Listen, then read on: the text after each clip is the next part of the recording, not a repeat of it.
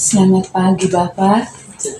Terima kasih atas waktu dan kesempatan yang telah diberikan kepada kami. Terima kasih juga Bapak telah meluangkan waktu bersama-sama dengan kami untuk kami mewawancarai mengenai korupsi. Jadi pertanyaan pertama, bagaimana pandangan Bapak terlebih khusus sebagai polisi mengenai maraknya kasus korupsi yang terjadi di Kabupaten Sika saat ini? Baik, terima kasih untuk kehadirannya adik-adik mereka. Sebelumnya perkenalkan diri, nama saya Erikson Sitompul, jabatan Kanit Tipikor, Kanit unit yang memang khusus menangani kasus korupsi di Kabupaten Sika. Jadi baik terkait kasus korupsi ya, kasus korupsi kita tetap menjadi tantangan serius ya dalam penegakan hukum, karena korupsi ini bukan hanya merugikan keuangan negara, tetapi juga menghambat pembangunan, bisa menghambat pembangunan di negara kita, termasuk kabupaten kita, Kabupaten Sika, dan bisa menurunkan kepercayaan masyarakat kalau korupsi ini masih terus berkembang, berjalan. Makanya untuk kalau Kabupaten Sika ini potensi kasus korupsi itu lebih ke pengelolaan keuangan daerah atau desa, dan pembangunan termasuk proyek-proyek. Nah, di situ sering terjadi kasus korupsi, di mana saat ini kami Polsika sedang tangani kasus dana desa, penggunaan dana desa dengan pengadaan mobil bor air. Jadi proyek dan dana desa. Terhadap penanganan itu kami tetap serius, tetap kita tindak lanjuti setiap laporan masyarakat maupun yang kami temukan sendiri. Jadi setiap tahun selalu ada yang kami tangani kasus korupsi, baik kejaksaan maupun kepolisian.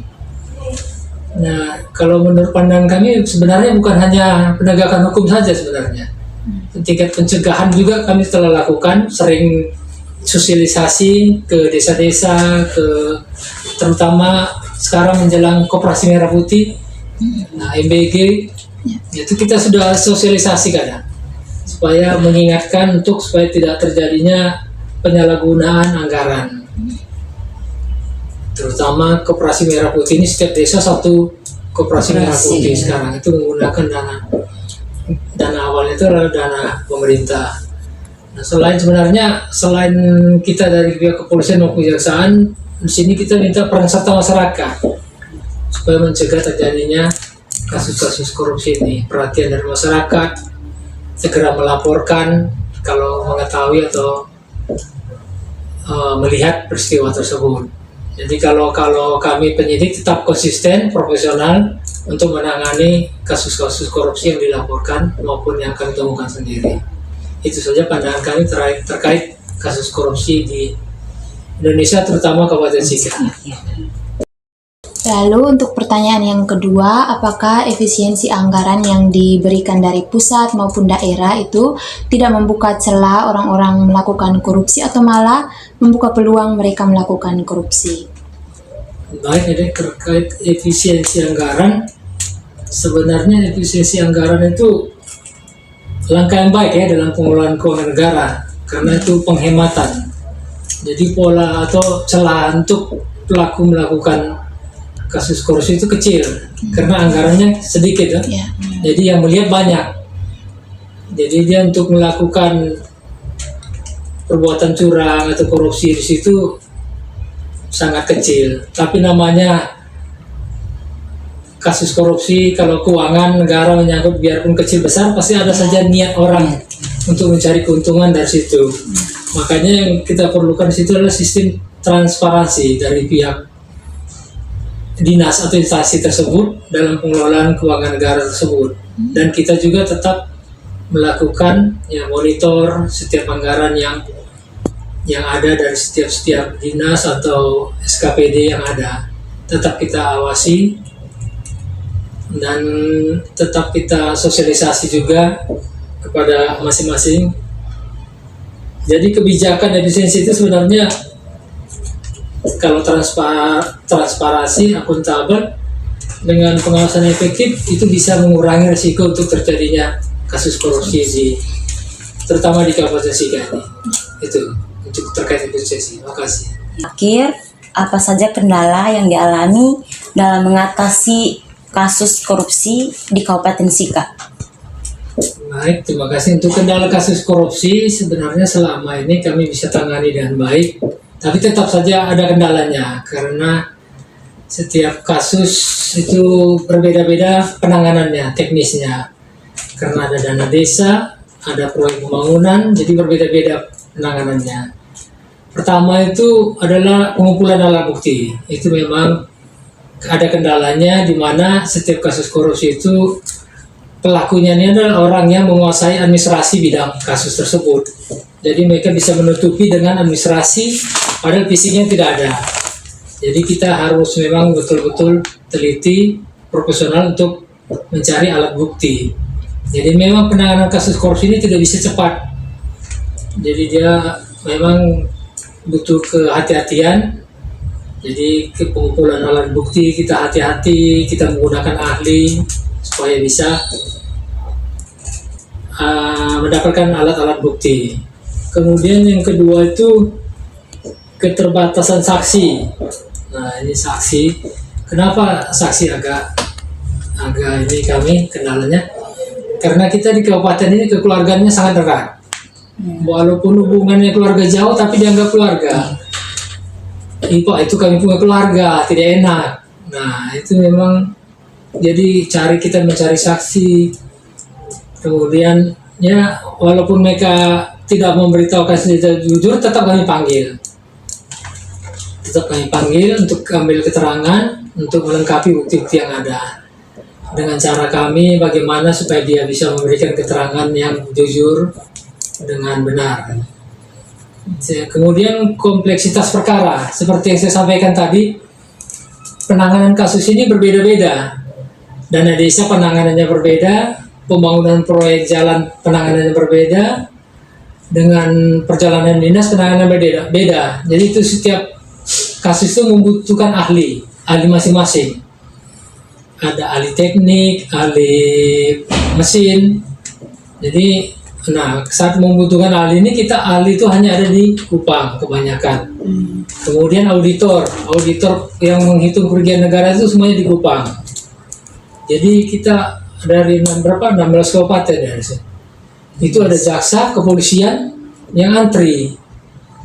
Itu satu kendala kami, antri. Jadi kami butuh waktu menunggu antrian. Jadi misalnya mobil bor air, itu kami sudah ajukan dari bulan 3 sampai sekarang belum ada balasan.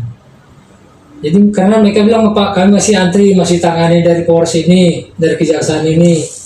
Itu memang kendala. Itu memang kita masih pikirkan lagi bagaimana untuk perhitungan kerugian negara itu biar cepat.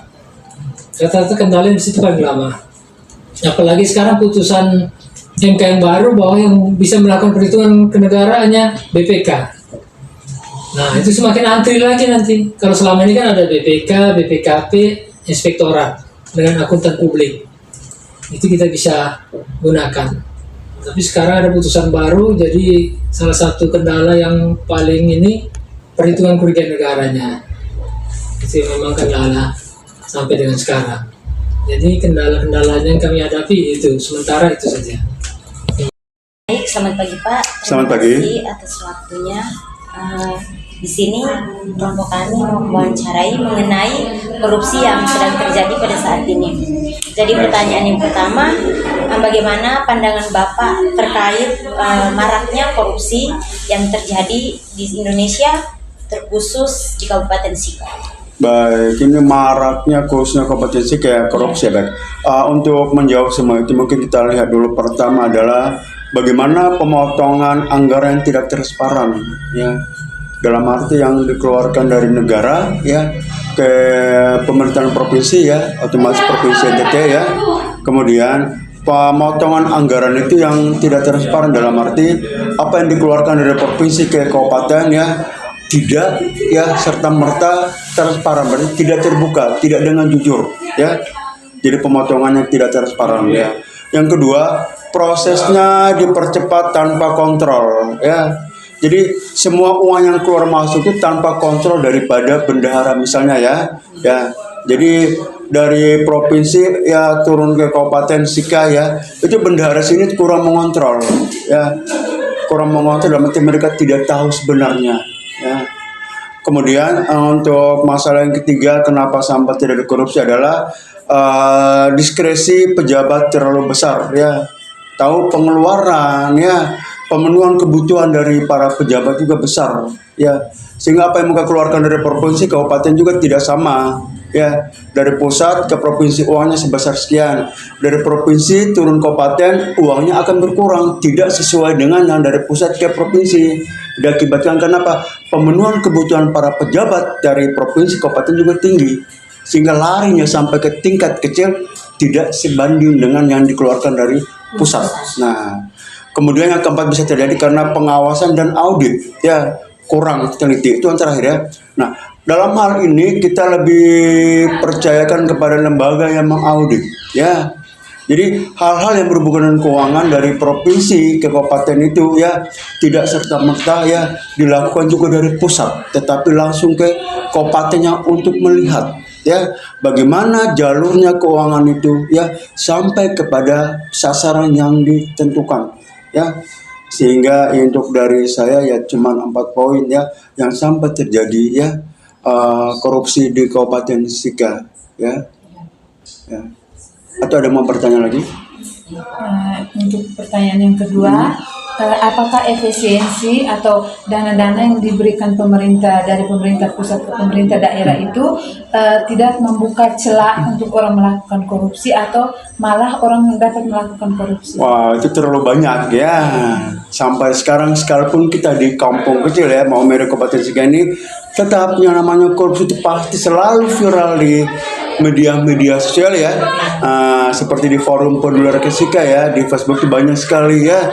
Jangankan di kabupaten ya, sampai di kampung-kampung terkecil pun para kepala desa, minta maaf ya, melakukan korupsi. Kenapa tadi kembali ke pihak pertama tadi, para pejabat dengan kebutuhan juga luar biasa ya, sehingga salah jalannya adalah dengan korupsi. Jadi bukan berarti tidak ada ya, atau tidak pernah, tapi memang selalu ada ya. Tetapi dalam hal ini saya tidak menjelas ya kepala desanya siapa atau siapapun ya, tapi ya yang kita temukan di media sosial ya. Jadi saran saya untuk kalian ke depan apabila sudah bekerja ya, tolong ya hilangkan bila perlu kuburkan yang namanya korupsi ya. Siap? Siap. Baik, terima kasih. Selamat datang kita semua. Jadi di sini kami ada beberapa pertanyaan mengenai korupsi. Jadi untuk pertanyaan pertama, pandangan kakak sebagai masyarakat mengenai maraknya kasus korupsi yang terjadi di Indonesia, terlebih khusus di Kabupaten Sika saat ini. Ya, oke. Terima kasih banyak teman-teman. Tentu berbicara tentang korupsi ini bukan hal yang awam lagi bagi kita, apalagi kita semua ini mahasiswa dan juga bagi masyarakat. Itu bukan lagi hal yang awam, tetapi korupsi itu dari dulu sampai sekarang tetap ada.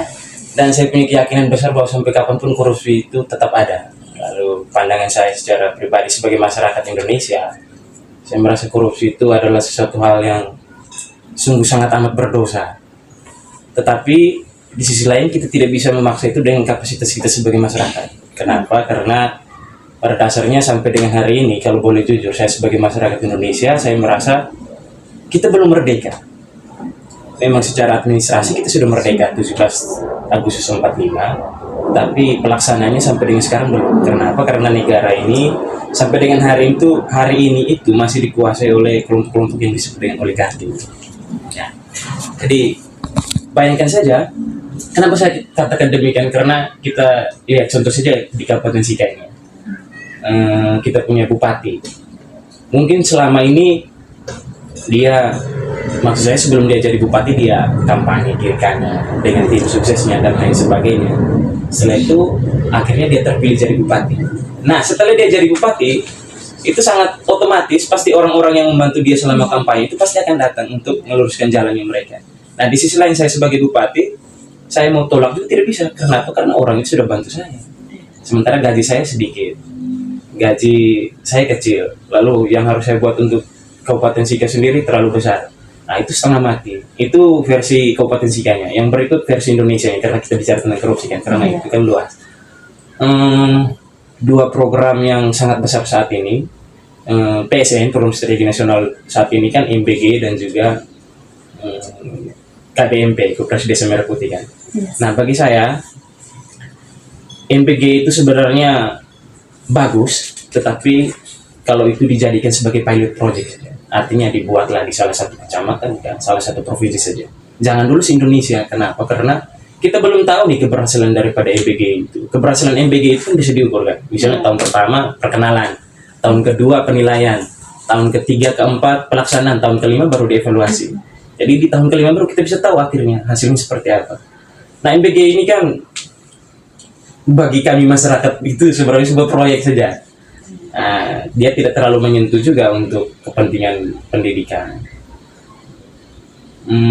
Terus kita melihat ini dari kasus MBG ini nih, teman-teman sekalian. Maksud saya itu adalah kita masyarakat lihat ya, MBG ini bagi peserta didik itu memang berguna, betul, untuk meningkatkan konsentrasi mereka saat belajar, untuk menurunkan stuntingnya, gizinya bertambah, tetapi di sisi lain itu tuh sebuah proyek untuk melancarkan para pembesar oligarki tadi. Seperti mungkin bos Ompleng itu, tempat itu. Ompleng kan? Nah, teman-teman bayangkan saja, satu Indonesia setiap hari makan. Berapa ompleng yang dikeluarkan untuk satu Indonesia? Belinya di mana ompleng itu? Pasti ada bosnya kan, bos omplengnya kan. Bisa jadi bos ompleng ini saat Prabowo kampanye, minta maaf, maksudnya saat presiden kita Prabowo kampanye, bos ompleng ini membantu menyuplai dana untuk kampanyenya. Nah, jadi setelah Prabowo terpilih menjadi presiden, jelaskan dia harus membantu bos ompleng. Ini pandangan kita sebagai masyarakat, dan kita masyarakat juga punya hak untuk berbicara, jadi tidak salah juga. Maksudnya ini pandangan kita saja. Jadi lagi-lagi kita kembali kepada korupsi tadi. Itu tuh sebuah dosa besar. Tetapi mau tidak mau, kita sebagai masyarakat tidak bisa berbuat apa-apa tentang korupsi itu. Biar kita berusaha untuk memberantas, menindaklanjuti, tapi tetap ujung-ujungnya kita terbatas dengan kapasitas kita sebagai masyarakat. Sebenarnya yang bisa itu adalah para pembesar, pemerintah, dalam hal ini presiden, gubernur, bupati. Tetapi di sisi lain mereka juga punya tekanan-tekanan itu. Mereka punya tanggung jawab. Mereka punya beban yang harus mereka laksanakan, punya janji yang harus mereka penuhi, dan mau tidak mau salah satu caranya adalah dengan korupsi. Jadi kurang lebih seperti itulah pandangan saya sebagai masyarakat terkait korupsi di Indonesia dan khususnya di Kabupaten Sikata. Intinya bahwa korupsi itu bagi saya secara pribadi, bagi kita masyarakat itu sebuah dosa yang sangat besar. Tetapi di sisi lain, karena kapasitas kita sebagai masyarakat dengan sumber daya dan juga kekuasaan kita sebagai masyarakat yang sangat terbatas, kita tidak bisa untuk memberantas itu. Kita sudah punya APH, aparat penegak hukum, kita sudah punya lembaga-lembaga, kita sudah punya orang-orang untuk memberantas korupsi itu. Tetapi pelaksanaannya bagi kami masyarakat itu sama sih. Dari dulu sampai sekarang tetap ada dan sampai kapanpun akan tetap ada. Selagi Indonesia ini masih dikuasai oleh oligarki kita. Jadi, kurang lebih seperti itu terkait korupsi di Indonesia dan juga di Kabupaten Sikata. Selanjutnya untuk pertanyaan kedua, bagaimana pandangan kakak, apakah efisiensi anggaran tidak membuka celah atau peluang orang melakukan tindak pidana korupsi? Ya, terima kasih. Efisiensi anggaran. Luar biasa pertanyaannya. Berbicara soal efisiensi anggaran itu kan imbasnya adalah di MBG itu. Karena adanya MBG, maka semua dana-dana untuk keperluan apa saja, baik di bidang ekonomi, pendidikan, sosial, politik, segala sesuatunya itu diefisiensikan untuk mendukung MBG. Nah, kalau kita kembali ke pertanyaannya, apakah efisiensi anggaran ini membuka ruang atau menutup celah untuk korupsi itu? Dua-duanya bisa masuk. Yang pertama dulu itu menutup celah agar tidak korupsi.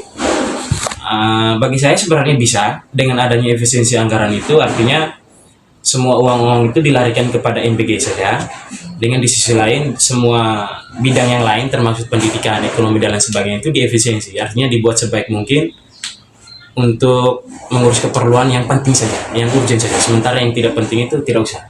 Itu bagus, setidaknya dia mengurangi 50 dari 100 lah. Ya betul, 50 dari 100 dan tentang korupsi. Itu menutup celahnya bagus, karena walaupun tidak semuanya, tetapi dia setidaknya dia bisa meminimalisir dia bisa meminimalisir korupsi di bidang-bidang yang lain. Itu yang pertama. Lalu yang kedua, bisa jadi ini juga semakin membuka celah untuk korupsi.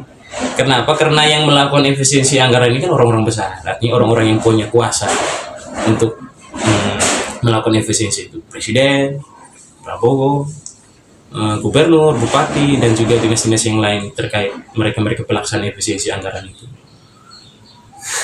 Saya pikir diskusi kita dari tadi akan berpusat kepada MBG terus. Kenapa? Karena memang Indonesia saat ini sedang berhadapan dengan MBG itu. Maksudnya bagi masyarakat itu MBG ini tidak ada apa-apa juga sih. Tapi keuntungannya itu untuk orang lain itu. Efisiensi anggaran membuka korupsi tadi bisa. Kenapa? Karena kita tahu nih, semua pos-pos uang untuk bidang-bidang yang lain itu kan diefisiensikan untuk lari ke MBG semuanya. Artinya satu Indonesia saat ini perputaran keuangan itu berfokus kepada MBG saja. Kira-kira bos MBG sekarang ini siapa? Ya, negara kan, pemerintah. Justru ini karena semua uang itu lari kepada MBG, artinya mereka yang pembesar MBG ini semakin punya kuasa yang semakin besar mereka untuk mengelola ini nih. Bisa jadi kalau mereka kelola secara baik, maka hasilnya juga akan baik. Tapi kalau mereka juga ada kepentingan yang harus mereka jalankan, ada janji-janji yang harus mereka penuhi, pada ujungnya tetap juga korupsi juga. Jadi mereka akan beranggapan, semua uang sudah lari ke kita nih, kebutuhannya hanya ini saja, kita sudah punya semuanya, sisanya kita korupsi saja, kenapa tidak? Jadi jawabannya itu apakah dia menutup celah atau semakin memperlebar ruang korupsi itu, dua-duanya bisa jadi. Pandangan kita sebagai masyarakat umum itu keduanya bisa saja jadi, tergantung bagaimana sang pemangku kepentingan itu menjalankan itu dengan baik. Apakah dia berpihak kepada masyarakat, artinya dia bisa mengurangi korupsi itu, atau dengan segala niatnya dia, dengan kepentingan dan juga janji yang harus dia penuhi, justru efisiensi anggaran itu semakin membuka ruang untuk korupsi di bidang itu. Kurang lebih seperti itu, teman-teman. Mungkin ada hal lain yang bisa kita ini. Saya kembalikan dulu.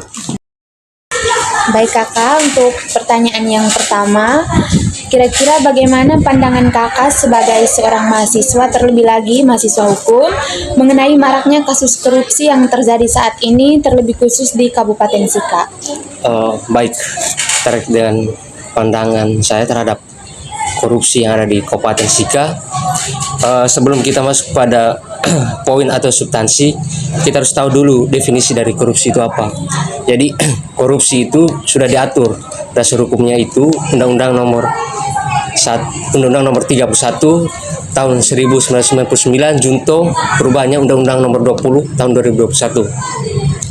Kalau kita bicara mengenai korupsi di Kabupaten Sika, sebenarnya belum semaksimal mungkin, dalam tanda kutip bahwa keadaan tidak baik-baik saja korupsi, sehingga beberapa tanggapan dari teman-teman organisasi Cipayung, misalkan Pemkri, GMNI maupun dari BEM Universitas HMI, itu mereka menyuarakan kerja-kerja para pemerintah maupun APH di Kabupaten Sika dalam bagaimana menuntaskan kasus-kasus yang ada di Kabupaten Sika.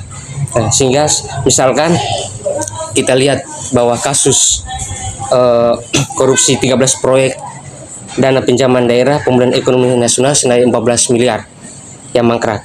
Terus dugaan korupsi dana kredit yang 3 unit cabang dari Paga, terus Nita dan juga Keo Pantai itu merugikan 1,3 miliar. Dan juga kasus korupsi jaringan air minum IKK Nita diusut dengan kerugian 3,7 miliar. Jadi terkait dengan pencegahan belum semaksimal mungkin untuk daerah Kabupaten Sika ini. Sehingga di situ paling muncul itu adanya terkait infrastruktur, dana pinjaman bank, dana kredit. Seperti itu. Kalau terkait soal penindakan, masih terus diupayakan baik dari KPK, kepolisian, inspektorat maupun Kejari Sika untuk menuntaskan kasus-kasus ini. Sehingga terutama kita satu mengapresiasi Kejari Sika menuntaskan soal pengembalian keuangan negara, itu terkait dengan dana kerugian negara, rumah sakit pertama dan dana desa. itu total 361 juta lebih. Jadi kita berharap bahwa untuk elemen masyarakat, aliansi mahasiswa dan juga aktivis, kita turut mengawal kerja pemerintah Kabupaten Sika dan APH sehingga kedepannya ada prestasi yang muncul, prestasi yang membaik. Sehingga dari sini saya menggambarkan sedikit terkait dengan kalau mengenai soal bicara data ya, di update ini baru-baru nih dari 2024, 2025 itu terkait dengan indikator pencegahan korupsi. Jadi monitoring counter for prevention. Jadi sistem evaluasi KPK itu terkait dengan melihat sistem kerja daripada setiap setiap kepala daerah itu seperti apa, sehingga di sini mereka mendorong bahwa pemenuhan dokumen 8 area intervensi ini terkait dengan Kabupaten Sika itu dengan 71,53 kategori itu sangat rentan skor. Ada dalam tanda skornya itu skor dalam tanda tidak membaik, dan juga Kabupaten Sika ini termasuk perlu adanya perbaikan signifikan dan transparan. Itu survei penilaian integritas SPI, sehingga kedepannya kita lebih membaiklah untuk Kabupaten Sika. Ya, demikian. Lalu untuk efisiensi anggaran atau dana yang diberikan pemerintah ini tidak membuka celah atau peluang orang melakukan tindakan pidana korupsi atau malah membuka celah. Kalau terkait dengan efisiensi anggaran terkait dengan pemerintahan baru sekarang, itu pemangkasan anggaran itu sekitar 300 triliun.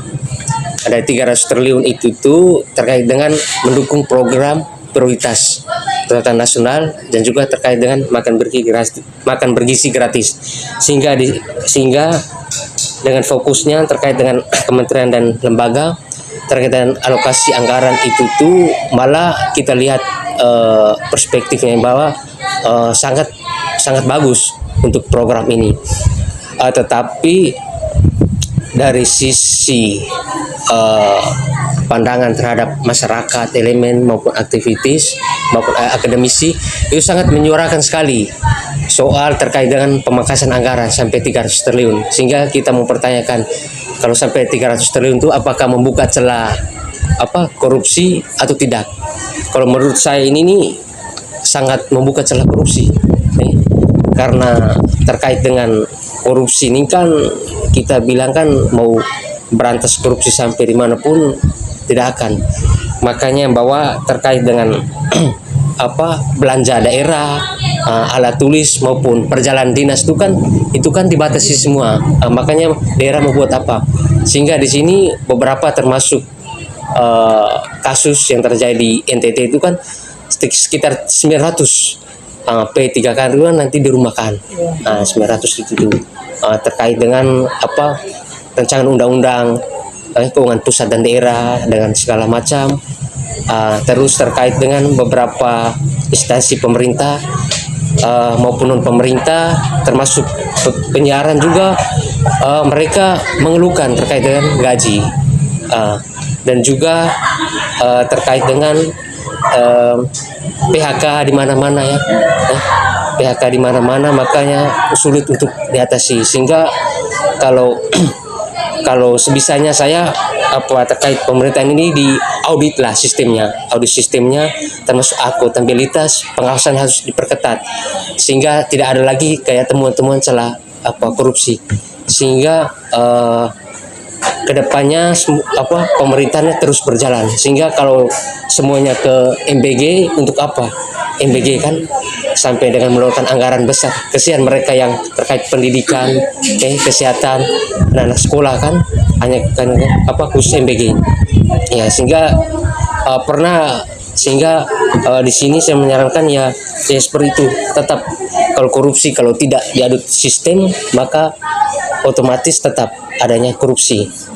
Sehingga di situ dalam kita mengukur suatu kinerja APH atau pemerintah itu adanya teori sistem itu dari ahli Lawrence Friedman, dia mengatakan menilai kinerja APH itu ada 3, yaitu terkait dengan legal struktur, legal substansi, dan juga legal culture. Artinya struktur daripada aparat penegak hukum, mulai dari kepolisian, kejaksaan, KPK itu seperti apa, dan substansinya itu undang-undang itu tuh terkait dengan anti korupsi, undang korupsi itu sudah betul atau belum yang sesuai dengan penerapannya di lapangan. Dan juga budaya hukum, termasuk masyarakat menanggapi persoalan ini seperti apa, apakah ini hanya dianggap biasa-biasa, termasuk pemerintah maupun lembaga terkait. Demikian.